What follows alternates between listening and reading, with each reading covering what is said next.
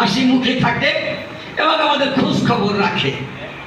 আর এইমাত্র অনেক পরিশ্রম করে অনেক প্রোগ্রাম করে ঢাকা মহানগর উত্তর বিএনপির সম্মানিত সদস্য মাঠের নেত্রী তসলিমা চৌধুরী রিতা আমাদের মাঝে উপস্থিত আছেন খাদিক নাসিরউদ্দিন সাহেব, যিনি আদাবর থানা বিএনপির সাবেক সভাপতি, জনতার কমিশনার, ঢাকা মহানগর উত্তর বিএনপির সম্মানিত সদস্য খাদিক নাসিরউদ্দিন উপস্থিত আছেন, সভাপতি আজগর মোহাম্মদ হানিফ, বেলাল হোসেন পাটোয়ারি, আদিস শেখ, শ্রমিক দলের সভাপতি, ওলামা দলের সভাপতি এবং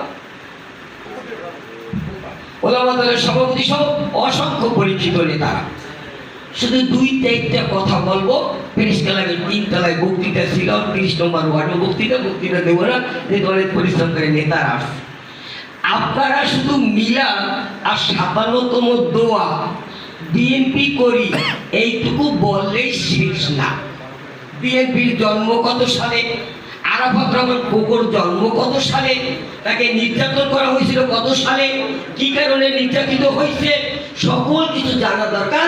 আপনাদের কাছে প্রশ্ন করতে পারে যে কোনো ভাই ও বোনেরা, আপনারা যারা বিএনপি করে, কিন্তু জানতে হবে না আমরা কিন্তু অনেকেই বই পড়ি না। তাহলে যারা যারা বই পড়তে জানি, আমাদের বই জানতে হবে। আরাফাত রহমান কোকো 1969 সালে এই দিনে জন্মগ্রহণ করেছে। আরাফাত রহমান কোকো নামটা অত্যন্ত তাৎপর্যপূর্ণ। আরাফাত মুসলমান ধর্মের সবচেয়ে বড় জায়গা হলো আরাফাত। যেদিন উনি জন্মগ্রহণ করেছে আরাফাত রহমান কোকো, শহীদ রাষ্ট্রপতি জিয়াউর রহমান ওমরা হজে ওই পবিত্র মক্কা নগরীতে আরাফাতের ময়দানে ছিল। জন্মের খবর পাওয়ার সাথে সাথে সিদ্ধান্ত নিছে আমি আমার সন্তানের নাম রাখবো আরাফাতের ময়দানের নাম অনুযায়ী আরাফাত, সাথে যোগ করছে রহমান। আর তার মা সব করে ডেকেছে দেশনেত্রী বেগম খালেদা জিয়া।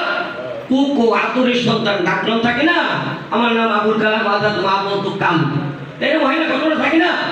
ওই কোকো, এই কোকো কি করেছে 2006 সালে মঈনুদ্দিন ফখরুদ্দিনের ষড়যন্ত্রে এই শহীদ রাষ্ট্রপতি জিয়াউর রহমান উত্তরসূরিকে বাংলাদেশের মাটি থেকে চিরতরে নিঃশেষ করার জন্য এই মঈনুদ্দিন ফখরুদ্দিনরা সেদিন ষড়যন্ত্র করে আরাফাত রহমান কোকো তারেক রহমানকে থানায় টানাইয়া কিভাবে পিটাইছিল আপনারা সব জানেন।